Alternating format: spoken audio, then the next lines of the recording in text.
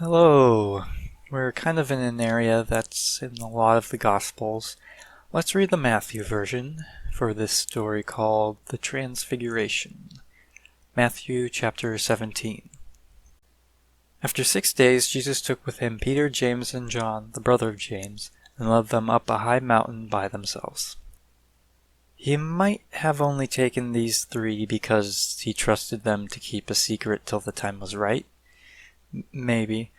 Peter, James, and John also just seem to be his favorites throughout the Gospels. There he was transfigured before them. His face shone like the sun, and his clothes became as white as light. It seems that what happened is that Jesus became his true self. Well, he was still who he was as a homeless preacher, but physically, he showed that he was God. Just then there appeared before them Moses and Elijah, talking with Jesus. The Luke version says that they talked about his death and resurrection. I guess that would be the main thing to talk about, yeah. There have been many ideas as to why he wanted to chat with Moses and Elijah, but it's not really clear. It has been pointed out that Moses is the representative of the law, and Elijah is the representative of the prophets. Peter said to Jesus, "Lord, it is good for us to be here. If you wish, I will put up 3 shelters, one for you, one for Moses, and one for Elijah." While he was still speaking, a bright cloud enveloped them, and a voice from the cloud said, "This is my son, whom I love. With him I am well pleased. Listen to him." When the disciples heard this, they fell face down to the ground, terrified. But Jesus came and touched them. "Get up," he said. "Don't be afraid." When they looked up, they saw no one except Jesus. So as always, Peter means well, but he unfortunately says the wrong thing. Peter accidentally put Jesus on the same playing field as Moses and Elijah. In other versions, he says tabernacles. As great as Moses and Elijah were, they do not deserve tabernacles. That's why the Father wanted to make it clear who Jesus was. It's hard to blame Peter, because that was always the difficult thing about Jesus. He knew he was God, but you just can't really see it with the homeless preacher look. But then God tells him in a booming voice to listen to Jesus. I remember a funny story. So my dad's a 6th grade teacher, and I was in 8th grade at this time. But I was visiting his classroom. Some kids were doing something they weren't supposed to, and of course my dad had to scold them. But he eventually said, pointing to me, "He is a great kid. He is respectful and kind, and you should be like him." It was very embarrassing, but it was also nice to be up on a high horse for a change. So I imagine Jesus was like that. "Sorry, my dad is very proud of me, but it is true, pay attention to me." But I'm not Jesus. I'm not a very good role model. But Jesus is worth our respect.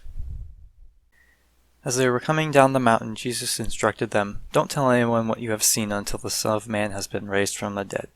The disciples asked him, "Why then do the teachers of the law say that Elijah must come first?" Jesus replied, "To be sure, Elijah comes and will restore all things. But I tell you, Elijah has already come, and they did not recognize him, but have done to him everything they wished. In the same way, the Son of Man is going to suffer at their hands."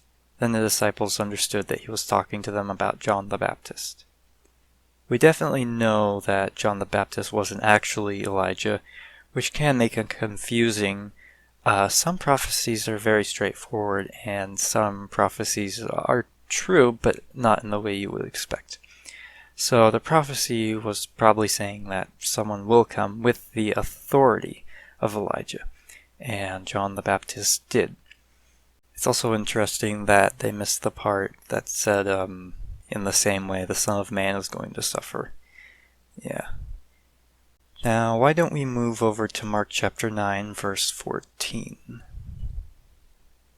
When they came to the other disciples, they saw a large crowd around them and the teachers of the law arguing with them. As soon as all the people saw Jesus, they were overwhelmed with wonder and ran to greet him. "What are you arguing with them about?" he asked. A man in the crowd answered, "Teacher, I brought you my son, who is possessed by a spirit that has robbed him of speech. Whenever it seizes him, it throws him to the ground. He foams at the mouth, gnashes his teeth, and becomes rigid. I asked your disciples to drive out the spirit, but they could not." "Oh, unbelieving generation," Jesus replied, "how long shall I stay with you? How long shall I put up with you?" Jesus actually was saying this to the disciples, unfortunately, but I'll get to that later. Still, Jesus was angry at how the Pharisees were going at this situation. It reminds me of like at work, when a piece of machinery goes down, then all the old people are like, see, I'm right, technology is bad. And it's just like, dude, it's worked 364 days of the year. It's still reliable. So the Pharisees were like, see, we're right, the disciples have no power. "Bring the boy to me." So they brought him. When the spirit saw Jesus, it immediately threw the boy into a convulsion. He fell to the ground and rolled around, foaming at the mouth. Jesus asked the boy's father, "How long has he been like this?" "From childhood," he answered. "It has often thrown him into fire or water to kill him. But if you can do anything, take pity on us and help us." "If you can," said Jesus, "everything is possible for him who believes." Immediately the boy's father exclaimed, I do believe. Help me overcome my unbelief." This is a very important concept. He said he believed, but he also said he had unbelief. We can have faith in the all-powerful God, but sometimes we have doubt. That's just kind of human nature. But he can help us lose our doubt. If we study Scripture and, most importantly, pray, then we can have a stronger faith in him.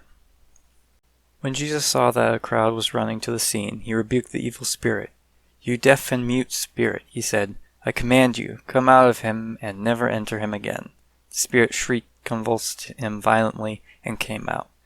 The boy looked so much like a corpse that many said, "He's dead." But Jesus took him by the hand and lifted him to his feet, and he stood up. After Jesus had gone indoors, his disciples asked him privately, "Why couldn't we drive it out?" He replied, "This kind can come out only by prayer." Again, I'd like to mention that the Pharisees had a superstition that you had to know a demon's name in order to cast it out of a person, and so a mute demon would be impossible to drive out.